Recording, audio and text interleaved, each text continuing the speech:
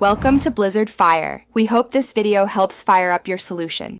You start by powering down and unplugging the TV so the screen is cool. This prevents streaks and static.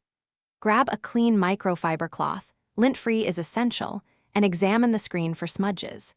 You begin wiping at the center with gentle, straight motions. Pressure is light because prints sit on the coating.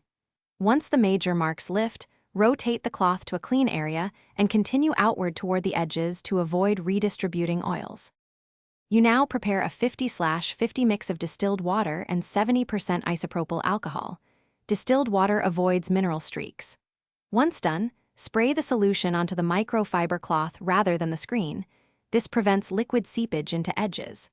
For stubborn fingerprints, dab the dampened cloth and use a small circular motion to loosen oils, then transition to straight, even strokes to remove residue. Make sure to flip to a dry section of the cloth to buff until the surface looks even and matte.